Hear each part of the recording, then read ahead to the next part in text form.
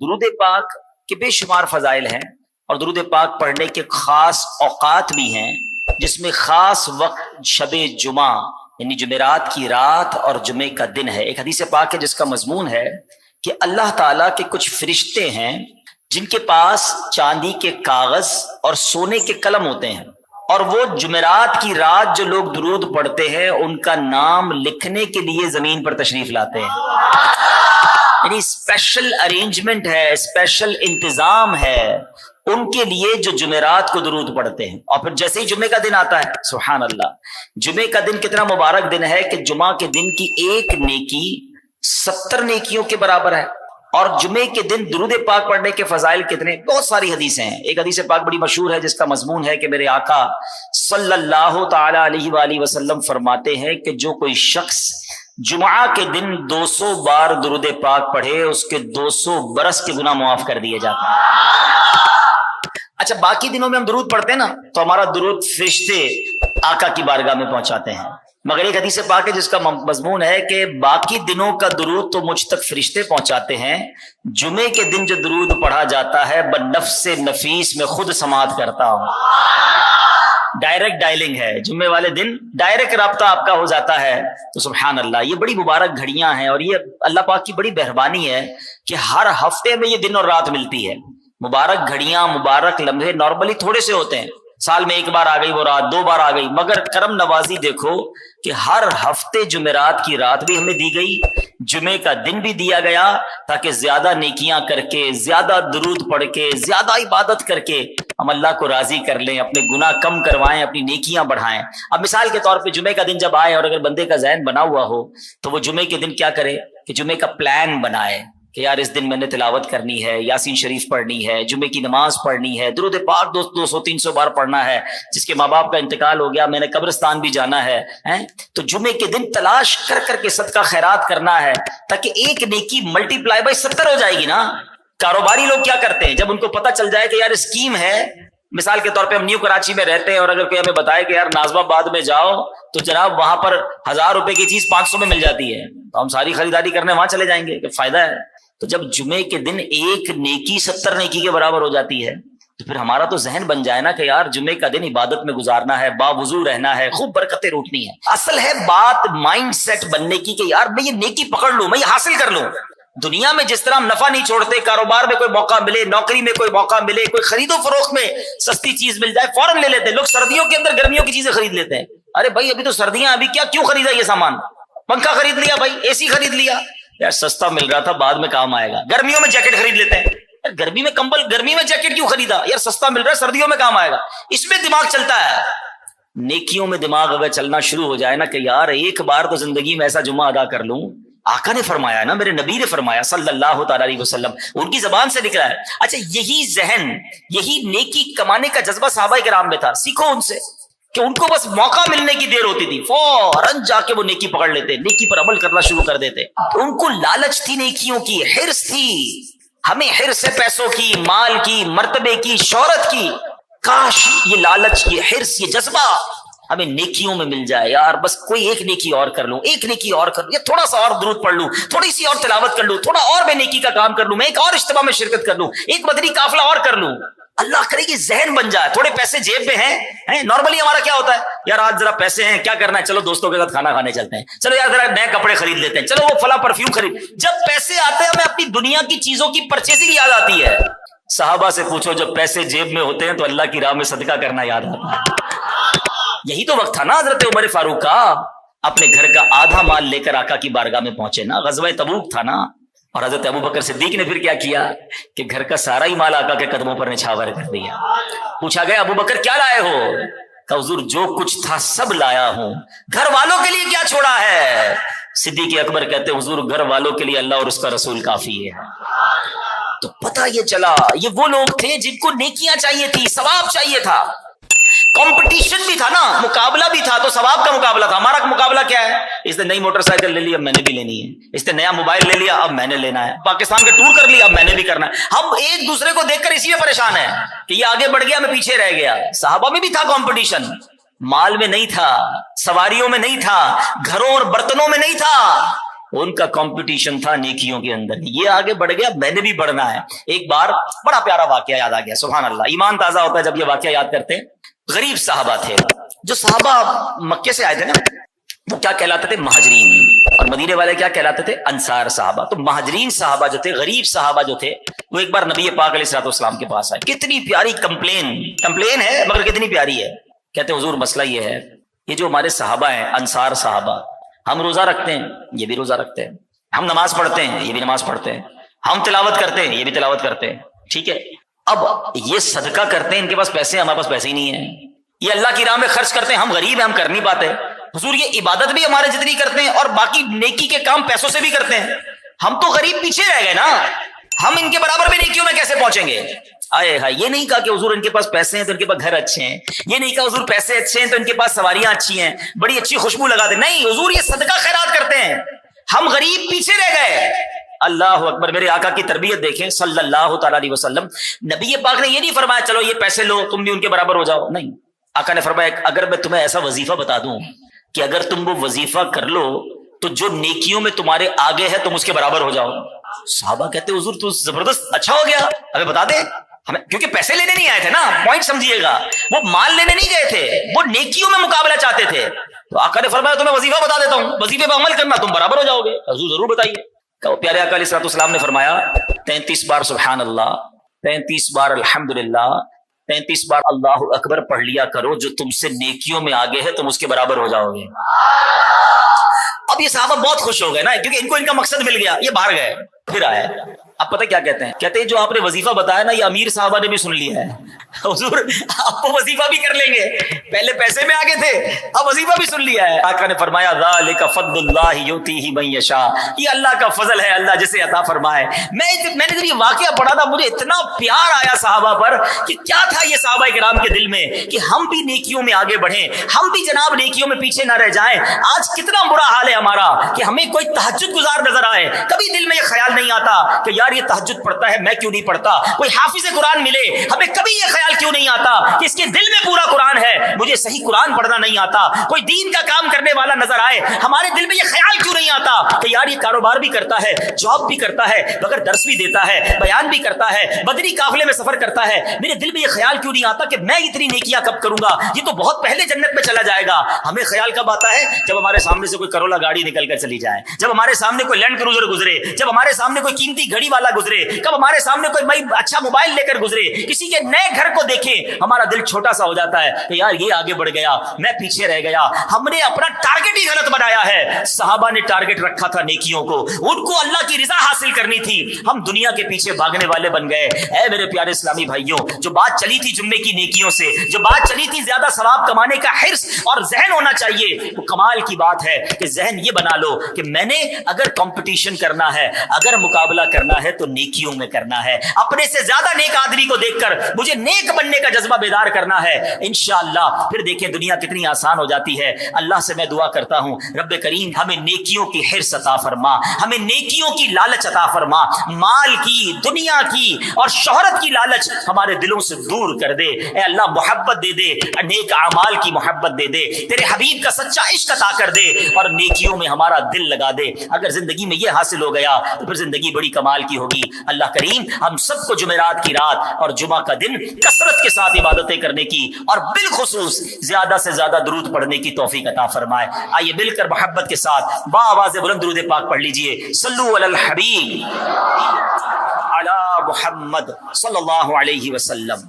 ایک بہت بڑے زمانے کے ولی حضرت ابراہیم بن ادھم اللہ تعالی علیہ, بڑا نام ہے ان کا, اور آپ کے واقعات پڑھیں تو عقل حیران ہو جاتی ہے. حضرت ابراہیم بن ادھم نے بھی ایک کمال کی قربانی دی تھی. آپ کے بارے میں آتا ہے جب ایک زمانے میں بادشاہ تھے, بلخ کے بادشاہ تھے, اور آپ کی بادشاہی کا عالم یہ تھا, بہت بڑا محل, بڑے وزیر, جیسے نارملی بادشاہوں کا جاہ و جلال کر و فر ہوتا ہے. مگر آپ کی اصلاح کا سبب کیسے بنا کہ ایک اللہ والے, ایک بزرگ آپ کے دربار میں آئے, اور دربار بڑا عالیشان سجا ہوا تھا. تو اس بزرگ نے آ کر کہا کہ یہ مسافر خانہ ہمیں اچھا نہیں لگا.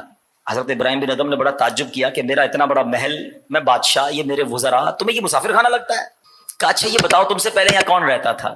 فرمایا اس محل میں میرے والد رہتے تھے. اس سے پہلے کون رہتا تھا؟ اس سے پہلے میرے دادا رہتے تھے. اس سے پہلے کون رہتا تھا؟ میرے پردادا رہتے تھے.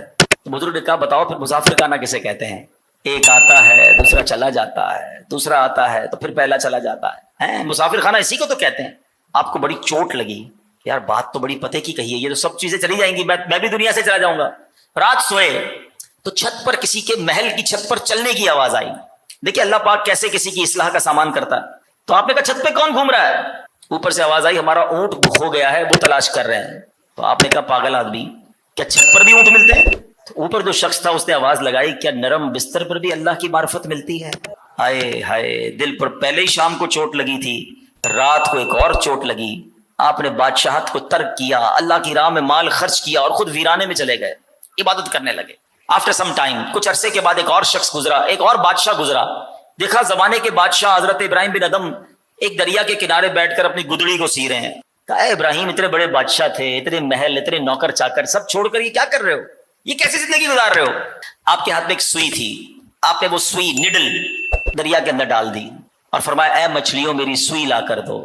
تھوڑی دیر ہوئی تو کئی 100 مچھلیاں باہر نکلی، سب کی چونچ میں سوئی ہے، کوئی چاندی کی سوئی لے کر آیا ہے، کوئی سونے کی سوئی لے کر آیا ہے۔ آپ نے کہا یہ نہیں، مجھے میری سوئی چاہیے۔ ایک اور مچھلی آئی اور آپ کی سوئی آپ کے قدموں میں ڈال دی۔ حضرت ابراہیم بن ادم نے اس بادشاہ سے کہا بتاؤ تمہاری بادشاہت اچھی ہے یا میری بادشاہت اچھی ہے؟ اللہ کی راہ میں جب کوئی جاتا ہے تو اللہ مخلوق کے دل میں، جانوروں کے دل میں بھی اس کی عزت ڈال دیتا ہے۔ یہی حضرت ابراہیم بن ادم ہے۔ اور آپ کا ایک واقعہ سنیں کہ آپ نے اپنی زندگی کا بہت حصہ سفر میں گزارا۔ ایک مرتبہ بیت المقدس میں رات گزاری، مسجد اقصی میں۔ اب رات کسی پہر آپ آرام کر رہے تھے تو دیکھا کہ 2 فرشتے آئے۔ ایک فرشتے نے دوسرے فرشتے سے کہا کہ یہ کون سو رہا ہے، کون انسان ہے؟ تو دوسرے فرشتے نے کہا یہ حضرت ابراہیم بن ادم ہے۔ فرشتے نے کہا وہی جن کا درجہ کم کر دیا گیا ہے۔ دوسرا فرشتہ کہتا ہے سبب کیا بنا؟ یہ تو بڑے اللہ کے ولی ہیں۔ کا بات یہ ہے کہ یہ بصرہ میں تھے اور انہوں نے ایک دکان سے کھجوریں خریدی، کھجوریں لے کر جانے لگے تو ایک کھجور انہیں راستے میں پڑی ہوئی ملی، تو یہ سمجھے میری گر گئی تھی۔ انہوں نے یہ کھجور کھا لی ہے، چونکہ وہ کھجور ان کی نہیں بلکہ دکاندار کی تھی، لہٰذا اللہ کریم نے اس ایک کھجور کے ناحق کھانے کے بدلے میں ان کو ان کے درجے سے معزول کر دیا۔ حضرت ابراہیم بن ادم نے یہ سن لیا، آپ تو اٹھے اور فوراً بصرہ گئے، مسجد اقصی سے واپس بصرہ گئے اور بصرہ جا کر وہ کھجور دکاندار کو لوٹائی، معافی بھی مانگی کہ آپ کی ایک کھجور میرے پاس آ گئی تھی۔ اب رات سوئے، پھر 2 فرشتوں کو دیکھا ہے۔ اب فرشتہ کہہ رہا ہے تمہیں پتا ہے ابراہیم بن ادم کا درجہ بحال کر دیا گیا ہے کیونکہ اس نے کھجور واپس لوٹا دی ہے۔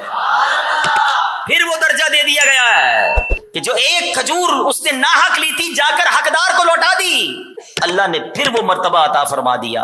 اے میرے پیارے اسلامی بھائیوں، یہ بظاہر تو ایک واقعہ ہے، مگر کسی کا ناحق مال کھانا، کسی کے پیسے دبا لینا، کسی کے ساتھ زیادتی کرنا، بعض اوقات ہماری نمازیں ہیں، روزے ہیں، حج ہیں، بڑی درود پاک، بڑی تلاوتیں، مگر بندوں کا حق دبانے کی بھی عادت ہے۔ اچھا کچھ لوگوں کو خامہ خائی کی عادت بھی ہوتی ہے، کبھی بھی گئے فروٹ کی دکان پر، ایک آدھا فروٹ ویسے اٹھا کے کھا لیا، اپنی ٹوکری میں زبردستی ڈال لیا، اس کی آنکھیں آگے پیچھے ہوئی تو کوئی ایک آدھا جناب سبزی کی پیس ڈال لی۔ کیوں؟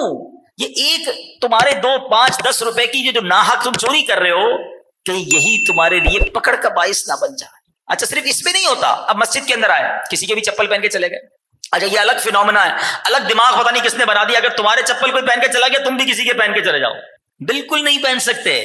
اگر ہمارے چپل کوئی پہن کر گیا اس نے ناجائز کیا، غلط کیا، گناہگار ہے، مگر اس کی اجازت آپ کو نہیں ہے کہ آپ کسی کے چپل پہن کے چلے جائیں۔ آپ نے بھی تو وہی کیا، اور آپ کو کیا پتا کہ آپ جس کے پہن کے جا رہے ہیں وہ وہی تھا جس نے آپ کی چوری کی، وہ تو آئے چوری کی نیت سے ہو۔ تو یہ بالکل ایک کھجور کے بدلے آپ دیکھیں یہ حال ہو گیا۔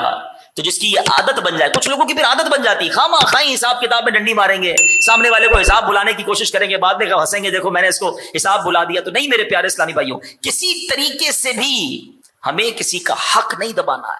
اور یہ اللہ والے جو ہوتے ہیں نا، یاد رکھیے گا، انبیاء کرام معصوم ہیں، اولیاء کرام معصوم نہیں ہیں، ٹھیک ہے؟ یہ اللہ کی رحمت سے محفوظ ہوتے ہیں، گناہ ان سے ہو سکتا ہے، لیکن اگر کبھی خطا ہو جائے تو اللہ کریم کی طرف سے انہیں یاد دلا دیا جاتا ہے، انہیں آگاہ کر دیا جاتا ہے، انہیں انڈیکیٹ کر دیا جاتا ہے تاکہ یہ فوراً توبہ کر لیں، یہ فوراً پیچھے ہٹ جائیں۔ اللہ کریم قرآن مجید میں ارشاد فرماتا ہے، پارہ نمبر 9 سورہ اعراف آیت نمبر 201، ارشاد باری تعالیٰ ہوتا ہے، بسم اللہ الرحمن الرحیم، ان الذین اتقوا اذا مسهم طائف من الشیطان تذکروا فاذا هم مبصرون۔ بے شک وہ جو ڈر والے ہیں جب انہیں کسی شیطانی خیال کی ٹھیس لگتی ہے ہوشیار ہو جاتے ہیں، اسی وقت ان کی آنکھیں کھل جاتی ہیں. آئے ہائے اللہ والے ہیں نا، اگر شیطانی خیال کسی طرح ذہن پہ غالب بھی ہو فوراً ڈر جاتے ہیں، فوراً رک جاتے ہیں. حضرت مفتی احمد یار خان نعیمی بہت بڑے مفسر قرآن ہیں، اس آیت کے تحت فرماتے ہیں کہ جو متقی مومن ہوتا ہے نا، اس کی فطرت شیطانی وسوسوں اور ابلیسی خیالات کو قبول نہیں کرتی ہے.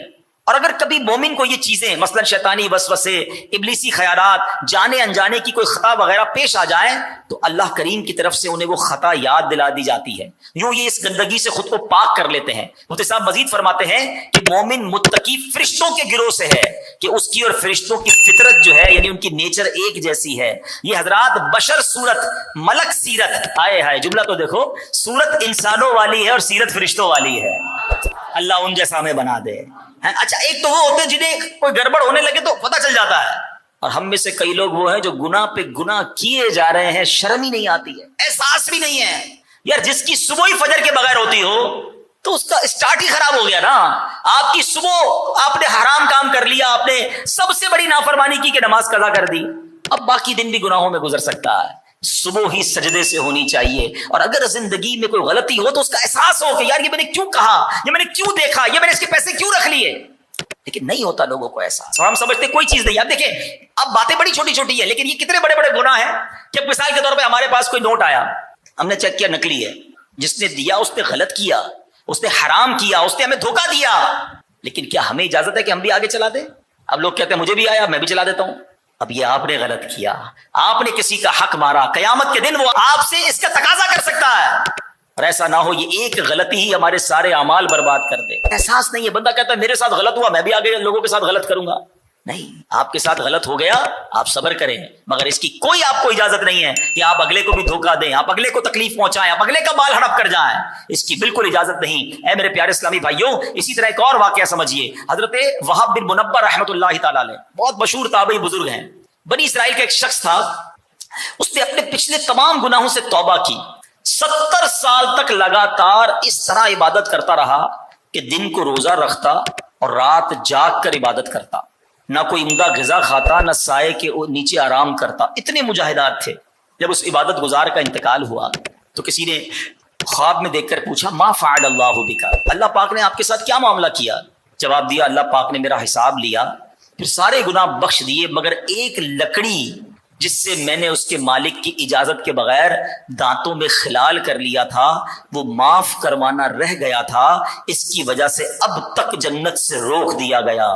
اے میرے پیارے اسلامی بھائی، یہ بات سمجھنی ہوگی. میرا کریم مولا نکتہ نواز ہے، وہ چاہے تو ایک چھوٹی سی نیکی کے سبب اللہ کریم ہمارے سارے گناہ معاف فرما دے، اور اگر پکڑنے پر آئے تو ایک غلطی، ایک گناہ وہ مغفرت سے روکنے کا سبب بن سکتا. اس سے سیکھنے کو پتہ کیا ملا؟ کہ کوئی بھی نیکی چھوٹی سمجھ کر چھوڑنی نہیں ہے، اور کوئی بھی گناہ چھوٹا سمجھ کر کرنا نہیں ہے کہ یار چلو کوئی بات نہیں چھوٹا ہی ہے نا، نہیں، ہمیں نہیں پتا یہی ہمارے نامہ اعمال میں رکاوٹ کا سبب نہ بن جائے. تو اے میرے پیارے اسلامی بھائیوں، اللہ تعالیٰ کی رحمت سے نا امید بھی نہیں ہونا ہے اور اللہ کے غضب سے بے خوف بھی نہیں ہونا ہے. اے میرے پیارے اسلامی بھائیوں، ہمیں اپنے دل کو صاف، یہ تمام باتیں پتہ کیسے ہوں گی؟ جب دل میں خوف خدا ہوگا، جب دل میں انسان کو رب سے محبت ہوگی اور رب کی نافرمانی کا رنج ہوگا. یہ دل بڑی قیمتی چیز ہے، بڑی سمجھداری ہمیں دکھانی ہوگی. اللہ کے حبیب علیہ الصلوۃ والسلام فرماتے ہیں سن لو، بے شک جسم میں خون کا لوتھڑا ہے، جب وہ ٹھیک ہو جائے تو سارا جسم ٹھیک ہو جاتا ہے. وَإِذَا فَسَدَتْ فَسَدَ الْجَسَدُ، اگر وہ خون کا لوتھڑا خراب ہو جائے تو سارا جسم خراب ہو جاتا ہے. پھر آقا فرماتے ہیں الا وہی القلب، فرماتے ہیں کہ سن لو وہ خون کا لوتھڑا دل ہے. تو ہمیں دل کی صفائی کا خیال رکھنا ہے، دل میں خوف خدا ہو، دل اللہ کی رضا والے کام کرنے والا ہو. اور ایک اور بات میں آپ کو بتاؤں، یہ دل ہے نا، ہاں یہ بے شک ظاہری بیماریوں سے بچنے کے لیے بھی ہم کہتے ہیں نا دل صحت مند ہونا چاہیے، کولیسٹرول نہیں ہونا چاہیے، بلڈ پریشر، شوگر، اچھی بات ہے، مگر ایمان کی حفاظت کے لیے بھی دل کا صاف ہونا بہت ضروری ہے اور دل کا مضبوط ہونا بڑا ضروری ہے. اچھا دل کو عربی میں کیا کہتے ہیں؟ قلب. ٹھیک ہے نا، آپ بھی دیکھتے ہوں گے ہاسپٹل میں لکھا آتا ہوگا امراض قلب. قلب جو ہے اس کو پتہ ہے قلب کیوں کہتے ہیں؟ یہ منقلب ہوتا رہتا ہے، یہ بدلتا رہتا ہے، کبھی کدھر کبھی کدھر کبھی کدھر. اچھا آپ کا نہیں دل کیسے بدلتا ہے بھائی؟ چلے میں آپ کو 3-4 مثالوں کے ذریعے سمجھاتا ہوں. آپ کو پتہ ہے کبھی کبھی ہمارے دل پہ ایسی کیفیت آتی ہے کہ بندہ کہتا ہے بس یار اب کوئی گناہ نہیں کروں گا، آنکھوں سے آنسو بھی بہ رہے ہوتے ہیں, سچی نیت کرتا ہے بس یار بہت گناہ کر لی, اللہ کا خوف طاری ہو جاتا ہے. اور کبھی اسی دل پر ایسا شیطان قبضہ کرتا ہے کہ بندہ کہتا ہے آج گناہ کرنا ہی کرنا ہے, چاہے کچھ بھی ہو جائے, میں گناہ کی ایسی شدت سوار ہو جاتی ہے. یہ وہی تو دل تھا جو کچھ دنوں پہلے رو رہا تھا, کچھ دنوں پہلے توبہ کر رہا تھا, اور آج یہی دل مجھے گناہ کرنے پہ لے جا رہا ہے. کبھی اس دل پر ایسی سخاوت طاری ہوتی ہے کہ بندہ کہتا ہے جو ہے میرے پاس سب اللہ کی راہ میں لٹا دوں, سب غریب مسلمانوں کو دے دوں. اور کبھی اسی دل پر ایسا بخل طاری ہوتا ہے, بندہ کہتا ہے 1 روپیہ نہیں دوں گا. ہوتا نہیں ہوتا ہے؟ کبھی اسی دل پر کوئی اور کیفیت ہوتی ہے, رحم آتا ہے لوگوں پر, بندہ کہتا ہے بہت مشکل ہے یار, اس کی مدد کرو, آنسو نکلتے ہیں. کبھی یہی دل ایسا بے رحم ہو جاتا ہے کہ کسی پر رحم ہی نہیں آتا, اپنے بچوں پر رحم نہیں آتا ہے. فرق ہے, دل بدلتا رہتا ہے, بدلتا رہتا ہے ہر وقت, کیفیت چینج. اب نبی پاک علیہ الصلوۃ والسلام کی وہ دعا یاد کرو. اللہ کے حبیب علیہ الصلوۃ والسلام کی دعا کیا ہے؟ یا مقلب القلوب, اے دلوں کو پھیرنے والے, دل پھرتا رہتا ہے نا, یا مقلب القلوب ثبت قلبی علی دینک, اے دلوں کو پھیرنے والے میرے دل کو اپنے دین پر ثابت قدمی عطا فرما. کیونکہ اگر موت کے وقت دل بدل گیا تو, آخری وقت دل چینج ہو گیا تو, کفر پر دل چلا گیا تو ہمیں ڈرنا ہے اور اس دل کو صاف رکھنا ہے. اپنے دل پر اطمینان نہ رکھو. اللہ کے حبیب دعا کر رہے ہیں, حالانکہ ان کا دل کیسا تھا وہ تو وہ دل اقدس ہے جس کے بارے میں بریلی کے تاجدار لکھتے ہیں. کیا خوبصورت دعا ہے, چلو مل کر لیتے ہیں. تو جو چاہے تو ابھی میل میرے دل کے دھلے, تو جو چاہے تو ابھی میل میرے دل کے دھلے, کہ خدا دل نہیں کرتا کبھی میلا تیرا, کہ خدا دل نہیں کرتا کبھی میلا تیرا. یعنی آقا کا دل تو وہ ہے جس کے صدقے ہمارے دل صاف ہوں گے, مگر آقا دعا کر رہے ہیں صلی اللہ تعالی علیہ وآلہ وسلم کہ اے اللہ میرے دل کو ثابت قدمی دے. کیوں؟ یہ ہمیں سکھا رہے ہیں کہ دل سے غافل نہ ہونا, دل کا خیال رکھنا, دل کو صاف رکھنا. دل بدل جاتا ہے. اب آؤ, دل صاف کیسے ہوگا, دل نرم کیسے ہوگا, دل پاکیزہ کیسے ہوگا؟ حضرت امام احمد بن حنبل رحمۃ اللہ تعالی کی خدمت میں حضرت عمر بن صالح کہتے ہیں میں حاضر ہوا, میں نے پوچھا اے امام اللہ پاک آپ پر رحم فرمائے, دل نرم کیسے ہوتے ہیں, دل کی نرمی کا کوئی علاج بتائیے نا. آپ نے اپنا سر مبارک جھکایا, کچھ دیر کے بعد سر اٹھا کر فرمایا بیٹا حلال مال دل کو نرم کر دیتا. ہاں, ہم بعض اوقات بہت ساری چیزوں کا خیال رکھتے ہیں مگر روزی کی چیکنگ نہیں کرتے. حلال کھانا جو ہے نا یہ بڑی کمال کی چیز ہے, یہ دل کو نورانی کر دے گا, یہ دل نرم کر دے گا, دل صاف کر دے گا. ہم جناب نمازیں پڑھیں اور حرام کمائیں, اپنے بچوں کو حرام کے نوالے کھلائیں, خود حرام کھائیں, پھر دل صاف نہیں ہونا, پھر دل سخت ہو جاتا ہے, پھر دل بدل جاتا ہے. ہم سب کی تمنا بھی ہے نا کہ ہماری دعائیں قبول ہوں, ہم سب چاہتے ہیں کہ مستجاب الدعوات بن جائے. ایک بار سرور کائنات صلی اللہ تعالی علیہ وسلم کی بارگاہ میں حضرت سعد بن ابی وقاص رضی اللہ تعالیٰ عنہ حاضر ہوئے اور عرض کی حضور دعا مجھے بتائیے میں مستجاب الدعوات کیسے بن سکتا ہوں. اب یہ کیسا سوال ہے, آپ سب چاہتے ہیں, کون کون چاہتا ہے مستجاب الدعوات؟ معنی پتہ ہے اس کا؟ مستجاب الدعوات وہ ہوتا ہے جو دعا کرے وہ دعا قبول ہو جائے. ہم سارے ہی چاہتے ہیں. حضرت سعد بن ابی وقاص نے سوال کر لیا, کیا پیارا سوال کیا, ہمارا بھی کام آسان کر دیا. اچھا پھر نبی پاک علیہ الصلوۃ والسلام نے اس کے جواب میں کوئی لمبی لسٹ نہیں دی کہ اے سعد اتنے تلاوت, اتنے روزے, اتنے سجدے, اتنا صدقہ خیرات کرو گے پھر تمہاری دعائیں قبول ہوں گی. نہیں, ایک لائن کا جواب نبی پاک علیہ الصلوۃ والسلام نے چند لفظوں میں جواب دے دیا. فرمایا اے سعد اپنی غذا پاکیزہ کر لو تو مستجاب الدعوات بن جاؤ. اچھا مجھے ایک بات بتائیں, اگر میں یا آپ ہم میں سے کوئی انشاءاللہ میرا رب چاہے تو ممکن ہے ہم میں سے کوئی مستجاب الدعوات بن جائے, پھر اس کی مشکل تو ختم ہو گئی نا. روزی میں برکت چاہیے وہ دعا کر لے گا, بیماری دور کرنی ہے وہ دعا کر لے گا, قرضہ اتارنے کی دعا کرنی ہے وہ دعا کر لے گا, جو اس کے پاس پرابلم ہے وہ دعا کرے گا قبول ہو جائے گی کیونکہ مستجاب الدعوات بن گیا.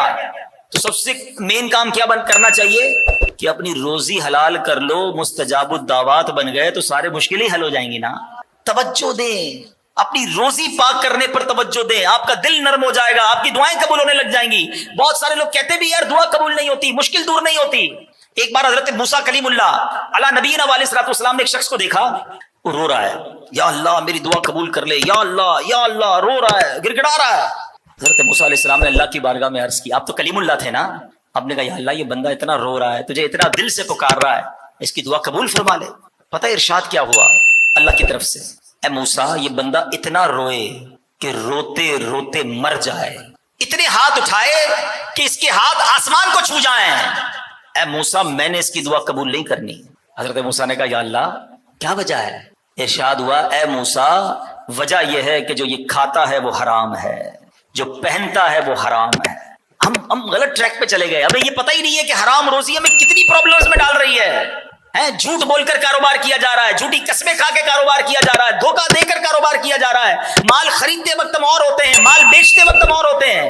جو کاروبار کرتا ہے اس کو پیسوں کی فکر نہیں کہ کیسے لینا ہے، حلال ہے یا حرام ہے، رشوت ہے یا سود ہے، پیسے ہونے چاہیے۔ اور اسی طرح نوکری کرنے والا سمجھتا ہے کہ میں تو کاروبار کرتا ہی نہیں، میں کہاں سے حرام کماؤں گا۔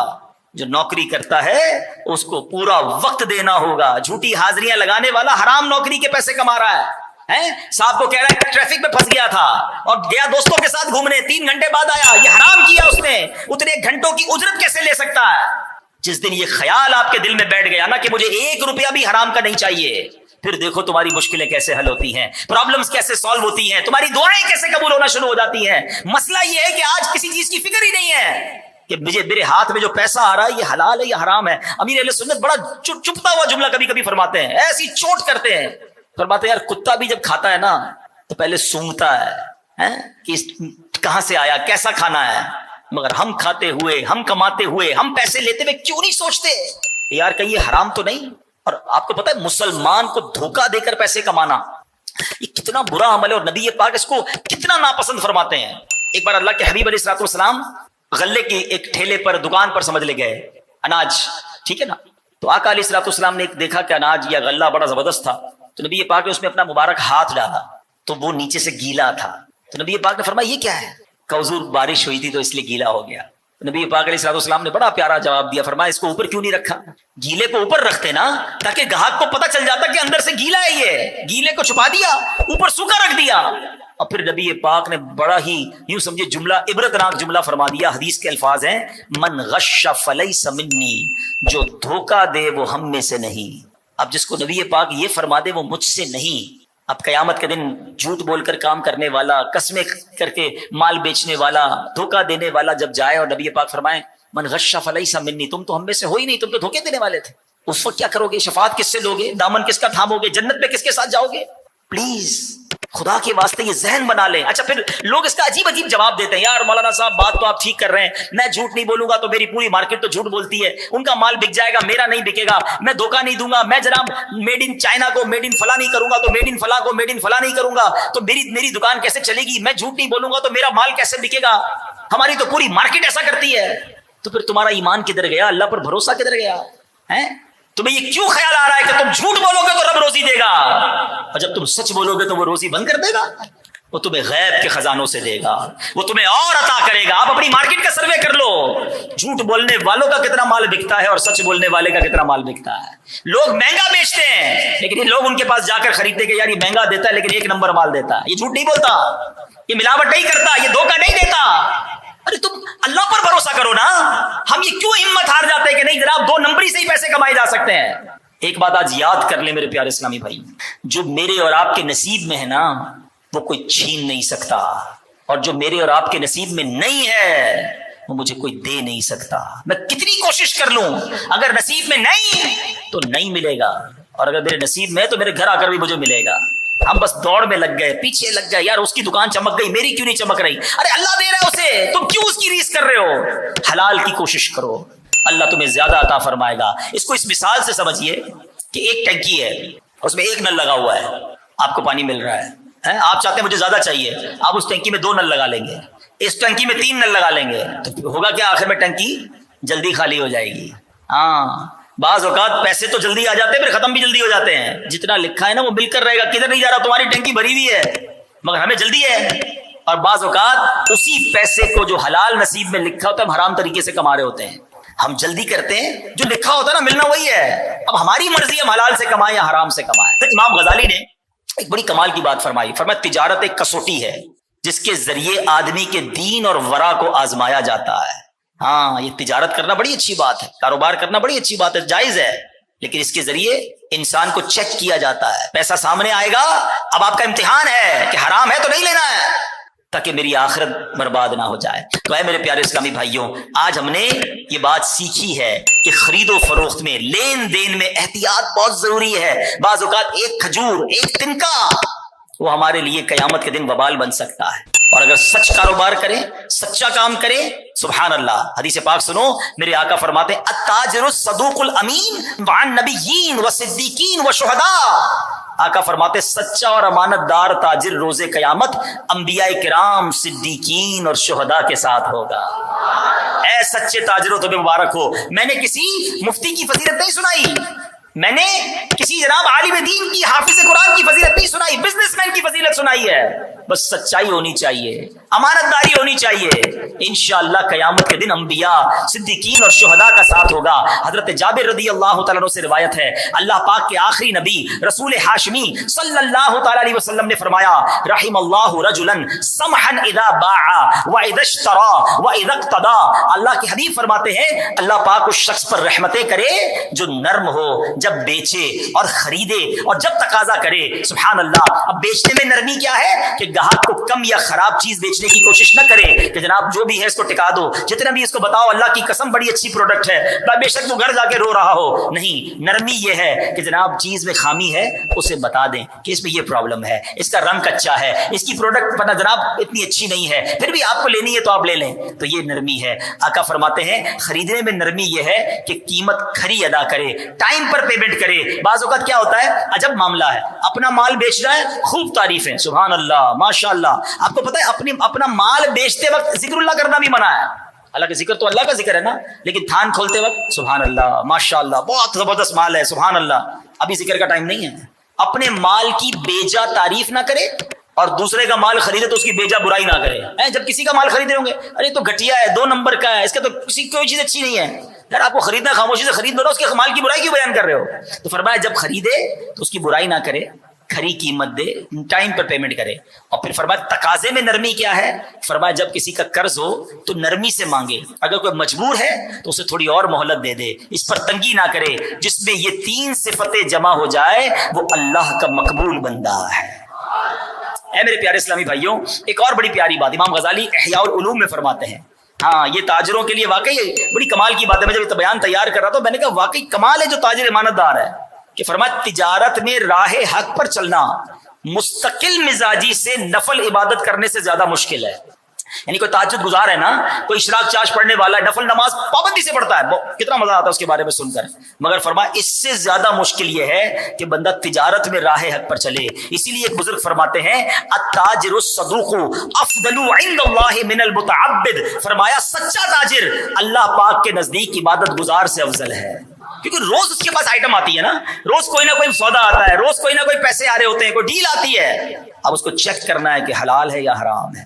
تو یہاں میں تمام میرے تاجر اسلامی بھائیوں سے، میرے وہ اسلامی بھائی جو جاب کرتے ہیں، جو خرید و فروخت کرتے ہیں، اچھا بعض اوقات ہم فروخت کرنے والے کوئی برا بھلا کہہ رہے ہوتے ہیں، یار یہ دھوکہ دیتے ہیں، یہ جھوٹی قسمیں کھاتے ہیں، خریدار بھی گڑبڑ کرتا ہے نا، خریدار بھی جھوٹی باتیں کر کے خرید لیتا ہے، میں پچھلی دکان پہ گیا تھا وہاں تو اتنے کا مل رہا ہے، آپ مہنگا دے رہے ہیں، کیوں جھوٹ بول رہے ہو بھائی؟ اس کا دھیان ادھر ادھر ہوا، آپ نے تھوڑی سی آئٹم اپنی تھیلی میں ڈال دی، غلط، حرام۔